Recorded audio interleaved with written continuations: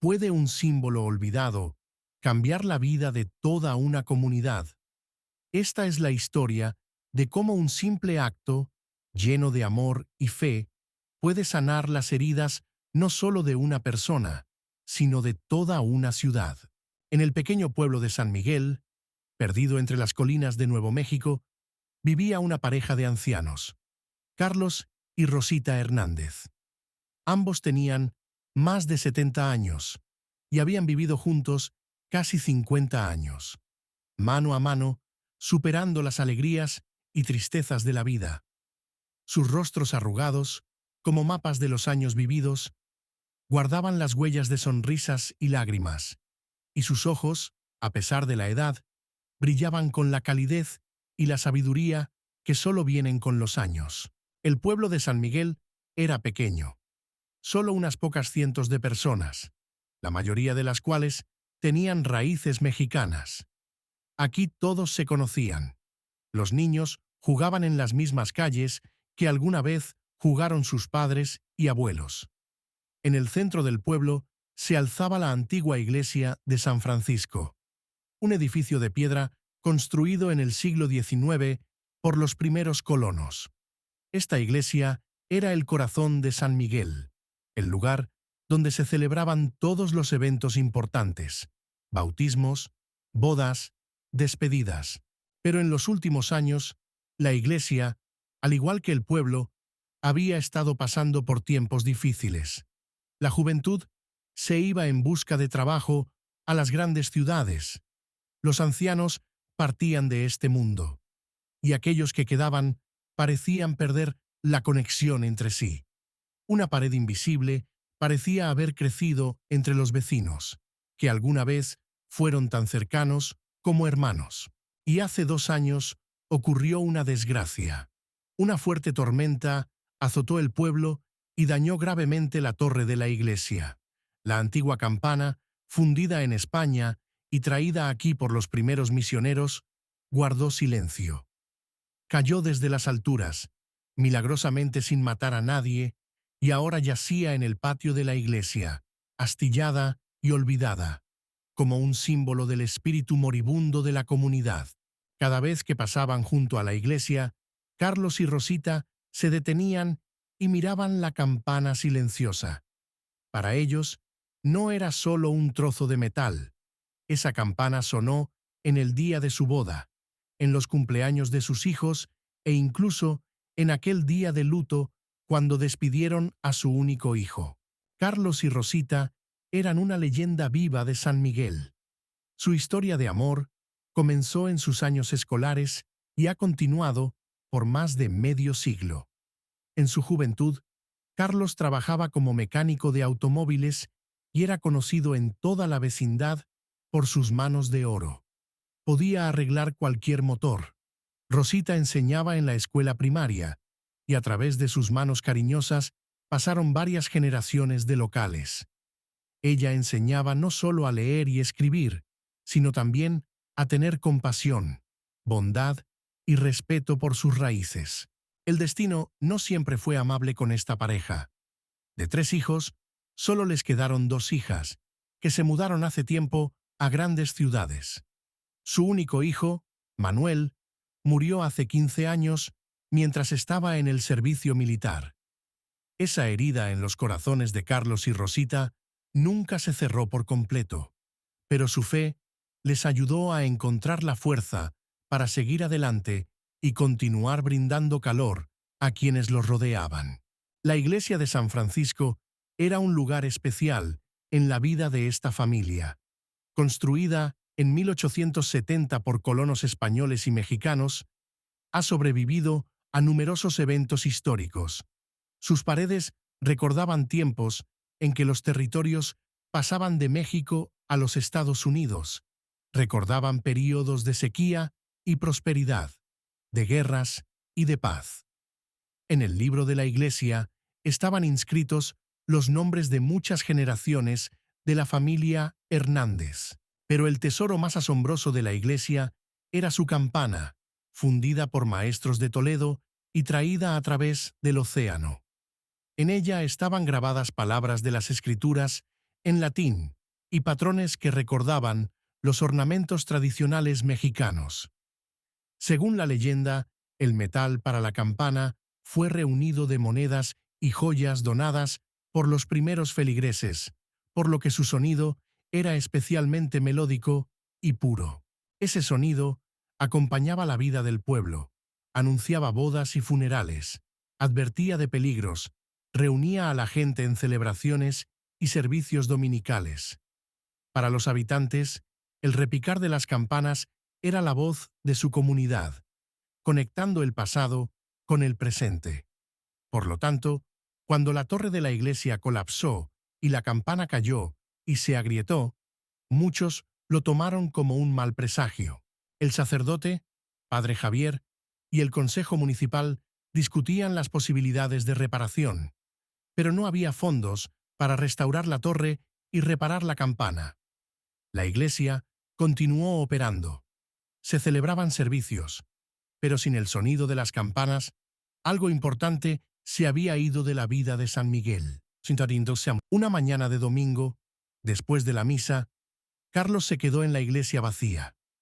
Se sentó en un banco, mirando los rayos de colores que entraban por las ventanas de vitrales, y pensaba en los años pasados, en su hijo, en cómo había cambiado su pueblo. En ese momento, en su corazón, nació una idea que al principio le pareció loca. ¿Y si Rosita y yo intentamos restaurar la campana? Carlos no era ni herrero ni restaurador, pero a lo largo de su vida había creado y reparado cosas. Señor, ¿es esto una locura? ¿O eres tú quien me envía esta idea? Susurró, mirando el crucifijo sobre el altar, y de repente, un rayo de sol, atravesando el vitral, iluminó exactamente el lugar donde colgaba una antigua fotografía de la campana en el día de la dedicación de la iglesia.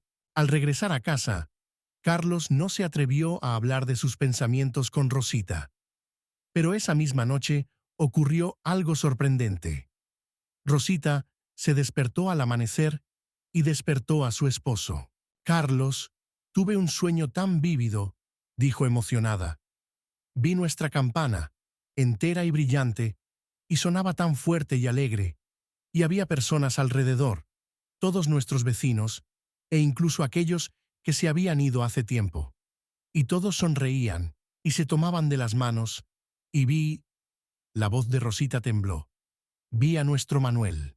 Estaba de pie junto a la campana y me asintió, como diciendo, «Hazlo, mamá». Carlos abrazó a su esposa, y en ese momento ambos sintieron que no era solo una simple coincidencia. Creían que Dios les hablaba a través de tales signos y decidieron aceptar este desafío, a pesar de su edad y de la aparente imposibilidad de la tarea. Ese mismo día, fueron a ver al padre Javier y le contaron sobre su deseo de liderar el proyecto de restauración de la campana. El joven sacerdote se sintió conmovido por su entusiasmo, pero no ocultó sus dudas. Carlos, Rosita, su deseo es noble, pero es una tarea muy difícil. Se necesitarán recursos significativos, conocimientos especializados, mucho trabajo físico. Padre Javier, interrumpió suavemente Rosita. Cuando Carlos y yo nos casamos, no teníamos nada más que fe y amor. Y mire, construimos una casa, criamos a nuestros hijos, superamos la pérdida. Si Dios nos dio esta idea, entonces Él nos ayudará a encontrar la manera. El sacerdote miró a los ojos de estos ancianos y vio en ellos una fe y determinación tan firmes que no pudo negarles su apoyo. Bendijo su emprendimiento, aunque no tenía idea de cómo iban a enfrentar tal tarea. Lo primero que hicieron Carlos y Rosita fue ir al archivo municipal. Entre papeles amarillentos y antiguas fotografías, esperaban encontrar información sobre la campana, sus dimensiones exactas, la composición del metal, el nombre del maestro. La archivera, la anciana Consuela Ramírez, se sorprendió por su interés, pero con gusto les ayudó. Pasaron varios días revisando documentos del siglo XIX, muchos de los cuales estaban escritos a mano en español. «Mira, Carlos», exclamó Rosita cuando encontró un viejo cuaderno con las anotaciones del primer sacerdote de esta iglesia. Aquí dice que la campana fue fundida en Toledo en 1865 por un maestro llamado Diego Valenzuela.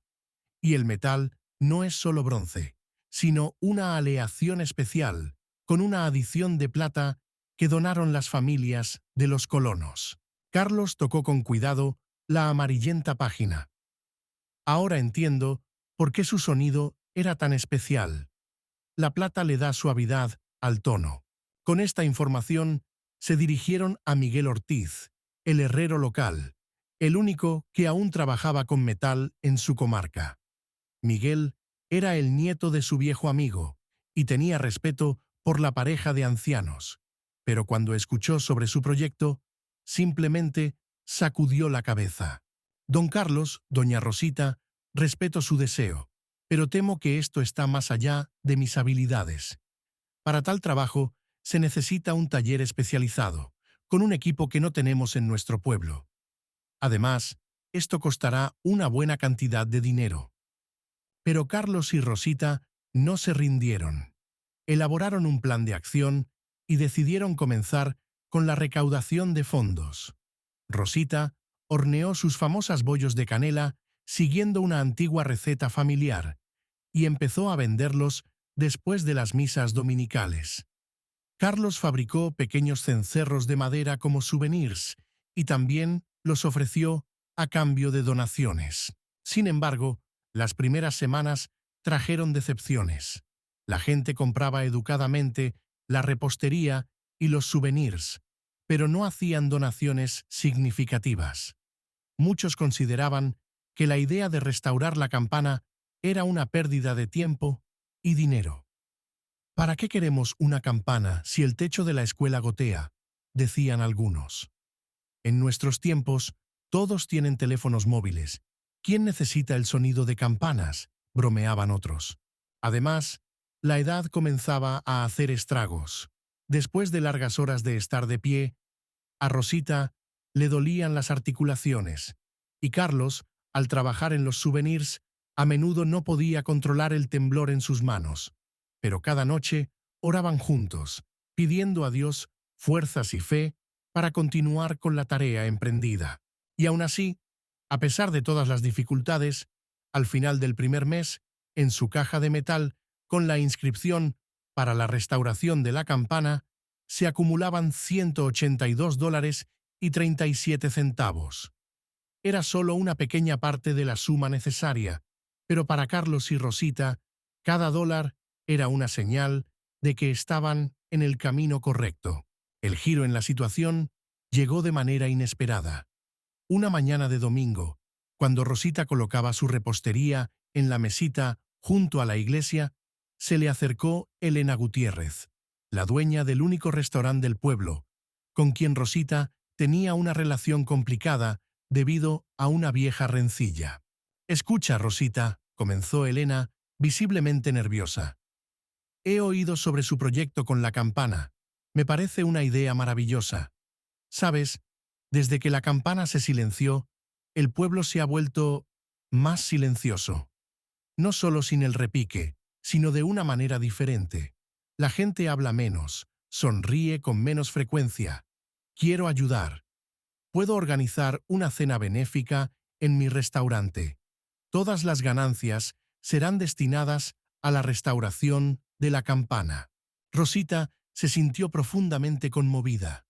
Abrazó a su antigua rival, y ambas mujeres se lloraron, sintiendo cómo el resentimiento de años se disolvía en una causa común. Tras Elena, otros se sumaron. José Díaz, el maestro de la escuela, organizó un concierto con los niños, donde cantaban canciones y recitaban poemas sobre las campanas y la unidad de la comunidad.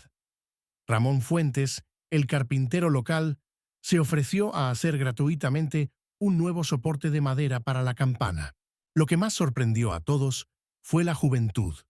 Un grupo de adolescentes a quienes muchos consideraban problemáticos y desinteresados en la vida del pueblo, ofreció su ayuda. Crearon una página del proyecto en Internet y atrajeron la atención de personas de pueblos cercanos.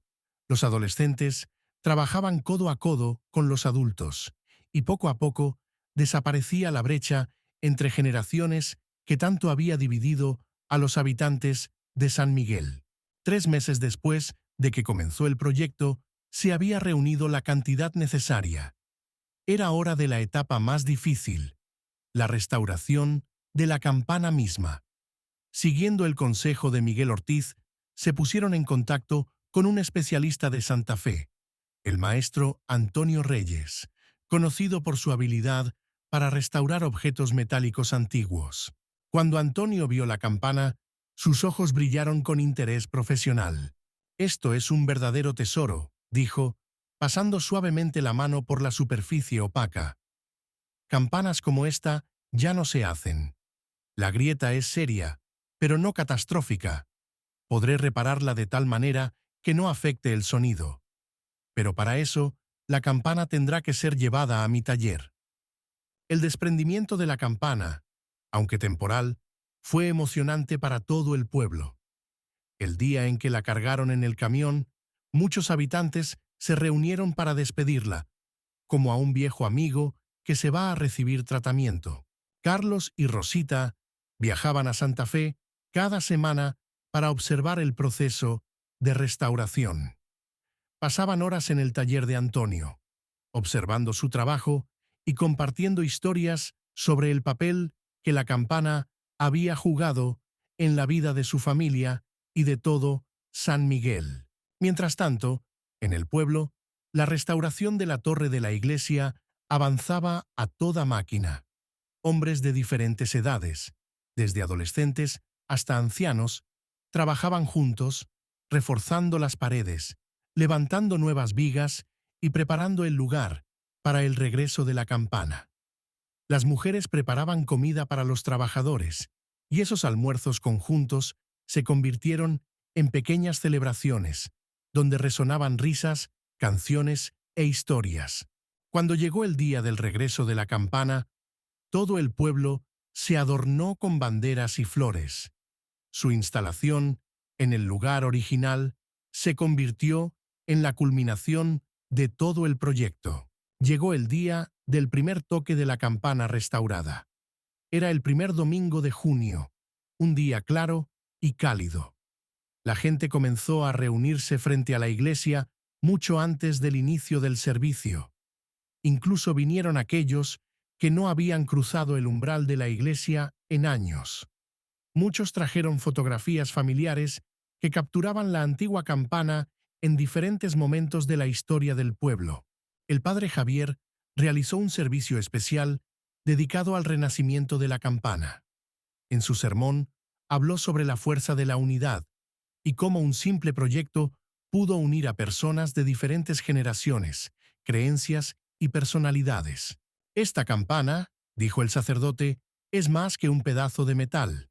Es la voz de nuestra comunidad, de nuestros antepasados, de nuestras esperanzas.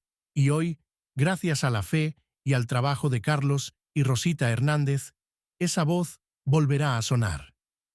Carlos y Rosita se sentaron en la primera fila, tomados de la mano, con los ojos brillando de lágrimas. Para ellos, este momento era un viaje no solo a través de las dificultades del proyecto, sino también a través de su propia vida, llena de alegrías y pérdidas. Después del servicio, todos salieron a la plaza de la iglesia. Se pidió a Carlos y Rosita que tiraran primero de la nueva cuerda atada a la campana. La tomaron juntos, como habían hecho en todo en su vida, y con una oración en el corazón, tiraron. El primer toque de la campana sonó vacilante, como probando su voz después de un largo silencio. Pero el segundo, el tercero, el cuarto, cada sonido posterior se volvía más fuerte y más claro, llenando el aire con un tintineo melódico que resonaba por todo el pueblo. La gente se quedó en silencio, muchos con lágrimas en los ojos.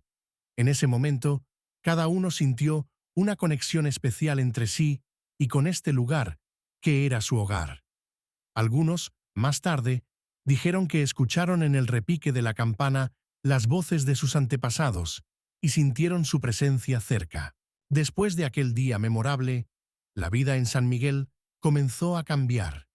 La campana sonaba cada domingo, convocando a la gente al servicio, pero también marcaba el mediodía de cada día, recordando a todos la importancia del tiempo pasado juntos. Gradualmente, se formaron nuevas tradiciones en torno a ella. Indonesian, los escolares locales comenzaron a venir a la iglesia los viernes después de clases para alternar en el toque de la campana, marcando el final de la semana escolar. Los recién casados pedían un toque especial el día de su boda, y en días festivos especiales, todo el pueblo se reunía para escuchar juntos la melodía de las campanas. Carlos y Rosita se convirtieron en los honorables guardianes de la campana. Cada mañana acudían a la iglesia para asegurarse de que todo estaba en orden, y a menudo se sentaban en el banco frente a la torre, observando cómo el sol jugaba en la superficie pulida del metal. «¿Sabes, Carlos?», dijo una vez Rosita, «me parece que nuestro Manuel estaría feliz de ver lo que hemos hecho. Esta campana ahora suena también para él». Carlos asintió, apretando la mano de su esposa. «A menudo pienso en él cuando escucho el repique. Es como si hablara con nosotros». Ambos comprendían que su propio tiempo en la tierra era limitado, pero ahora eso no les asustaba. Dejaban atrás no solo a sus hijos y nietos, sino también esta campana, un símbolo de que incluso lo más roto puede ser restaurado si se hace con fe y amor. El pueblo de San Miguel también cobró vida. Muchas familias que una vez se habían marchado comenzaron a regresar los fines de semana o en vacaciones. Algunos incluso se mudaron de nuevo para siempre, atraídos por la calidez de la comunidad restaurada. La historia de Carlos y Rosita y su campana se extendió mucho más allá del pueblo. Personas de otros lugares venían para escuchar su sonido y ver este pequeño pueblo, donde la simple fe de dos ancianos había logrado cambiar tanto. Y cada vez que la campana sonaba, no era solo el sonido del metal, sino un recordatorio de la fuerza de la fe, el amor y la unidad, capaces de superar cualquier dificultad y sanar las heridas más profundas. Gracias por ver esta historia sobre Carlos y Rosita y su increíble camino hacia la renovación no solo de la campana, sino de toda una comunidad. Si esta fábula sobre la fe, la unidad y la sanación les ha conmovido, por favor, suscríbanse a nuestro canal. Su suscripción nos ayudará a seguir compartiendo historias inspiradoras como esta, que nos recuerdan la fuerza de los actos simples realizados con amor. Haga clic en el botón suscribirse y active las notificaciones para no perderse nuevas historias que calientan el corazón y alimentan el alma. Cuídense a sí mismos y a sus seres queridos. Y recuerden, nunca es tarde para comenzar algo que puede cambiar la vida